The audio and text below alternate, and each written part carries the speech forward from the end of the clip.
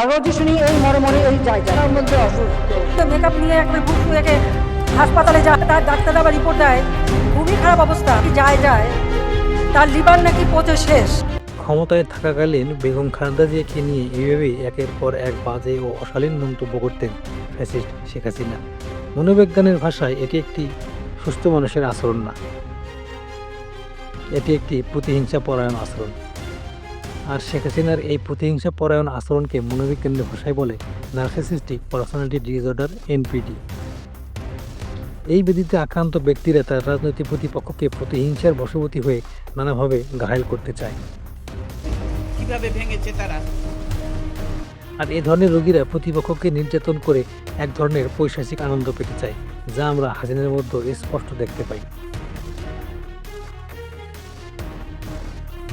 শেখ হাসিনা বাংলাদেশের এখন এক অনিষ্ঠুর অতীতের নাম, আর খালেদা জিয়া নিশ্চিতভাবে বাংলাদেশের কাণ্ডারি।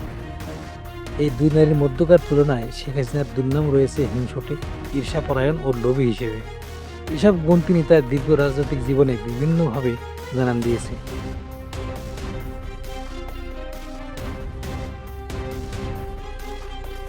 আওয়ামী লীগের 16 বছরের শাসন শুধু নয়, শেখ হাসিনার রাজনৈতিক জীবনের বড় একটা অংশ জুড়ে আছে খালেদা জিয়ার বিরুদ্ধে বিষোদগার। বেগম খালেদা জিয়াকে নিয়ে বড় পরিসরে দুইজন গবেষক বই লিখেছেন। এই দুজনেই একমত, হাসিনার হিংসা ও প্রতিহিংসার শিকার খালেদা জিয়া। 2009 সালের 5 জানুয়ারি থেকে 2024 সালের 5 আগস্ট পর্যন্ত আওয়ামী লীগের আমলে বেগম খালেদা জিয়া যার পর নেই লাঞ্ছনা ও নির্যাতনের শিকার হন। বেগম খালেদা জিয়াকে সেনানিবাসের বাড়ি থেকে নির্দয়ভাবে উচ্ছেদ করেন ফ্যাসিস্ট হাসিনা।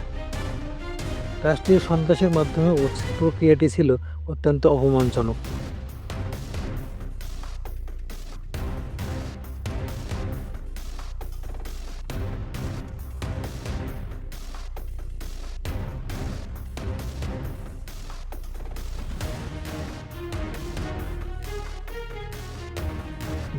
সালের 13ই নভেম্বর শহীদ মহিন রোডের বাড়ি থেকে এক কাপড়ে বের করে দেওয়া হয় খালেদা জিয়াকে।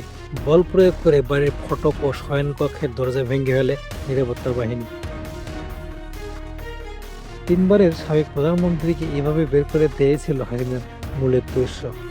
আর এমন কাজ স্পষ্ট প্রমাণ করে যে হাসিনার প্রতিহিংসার শিকার খালেদা জিয়া। তাকে লাঞ্ছিত করাই হাসিনার প্রধান উদ্দেশ্য ছিল। অপরদিকে রাজনীতিতে বেগম খালেদা জিয়া কোন নির্বাচনে পরাজিত হননি। এটি বেগম জিয়াকে হিংসা করার অন্যতম কারণ ছিল হাসিনার। আমি কিন্তু ওই যে সকলের সাথে বন্ধুত্ব, কারোর সাথে বলি। পুরো জাতি দেখেছে 2013 সালের 29 ডিসেম্বর বিএনপির কর্মসূচির আগের দিন বলের ভর্তি 5 মাটি ট্রাক বেগম খালেদা জিয়ার বাসভবন ফিরোজার গেটের সামনে সহ আশেপাশে অবৈধভাবে এলোমেলো করে রাখতেন এবং বেগম খালেদা জিয়ার বাসভবন গেট বন্ধ করে দেওয়া হয় যাতে তিনি কর্মসূচিতে বক্তব্য দিতে না পারেন। এতেও প্রমাণিত হয় হাসিনা কতটা হিংসুটে ছিলেন। এছাড়া বিভিন্নভাবে খালেদা জিয়াকে ঘায়েল করতেন শেখ হাসিনা। হামলা, মামলা, গুম, খুন চালিয়ে বিএনপিকে কোণঠাসা করতে বুঝছিলেন ফ্যাসিস্ট হাসিনা।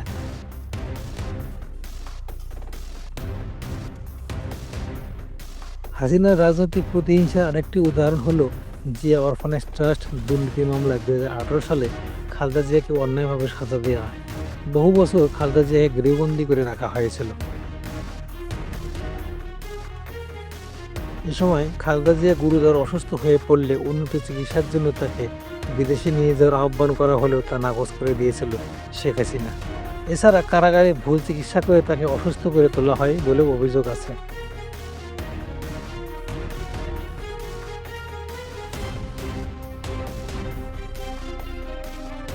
শেখ হাসিনা খালেদা জিয়াকে সহ্য করতে পারতেন না।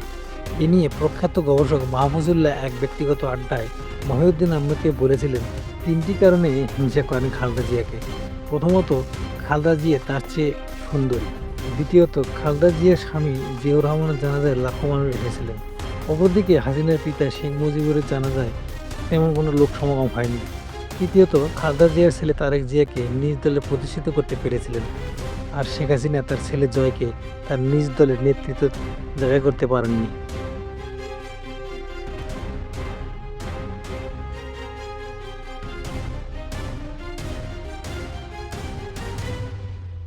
আপাত দৃষ্টিতে এগুলি স্থূল ও মোটা দাগের হলেও এগুলি হাসিনার যথেষ্ট মনোবেদনার কারণ হয়ে দাঁড়িয়েছিল।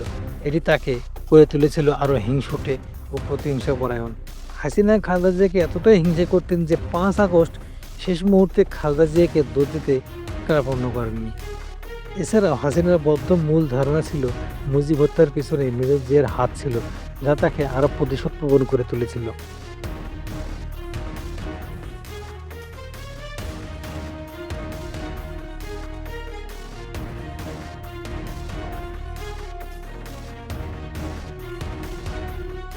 প্রতিদ্বন্দ্বীর প্রতি হাসিনা ছিলেন নির্মম। খালেদা জিয়াকে নির্যাতন করে এক ধরনের পৈশাচিক আনন্দ পেতেন, আর দাম্ভিকতা, হিংসাত্মক মনোভাব হাসিনা পতনের অন্যতম কারণ। রাজনীতি শাস্ত্রে যার ব্যাখ্যা খুঁজে পাওয়া বেশ কঠিন। 2014 সাল থেকে দেশে বহুদলীয় গণতন্ত্রের লেবাসে প্রকৃতপক্ষে ছিল একদলীয় সরকার। জাতীয় সংসদে আসন ভাগাভাগি করে বিরোধী দলের বেঞ্চে বসে থাকার শর্তে রাজি হলে খালেদা জিয়া হয়তো সাধারণ জীবন কাটাতে পারতেন, কিন্তু এটা তিনি মেনে নেননি।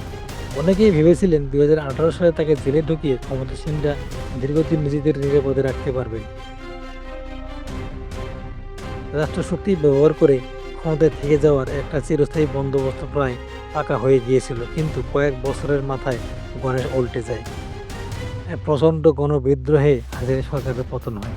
তিনি সবার অগোচরে দেশ ত্যাগ করেন। দেশে দায়িত্ব নেয় একটি অন্তর্বর্তী সরকার। সরকারের নির্বাহী আদেশে মুক্তি পান বেগম খালেদা জিয়া। এভাবে রাজনীতিতে খালেদা জিয়া ক্রমান্বয়ে উজ্জ্বল হয়েছেন আর শেখ হাসিনা আস্থা করে নিক্ষিপ্ত হয়েছেন।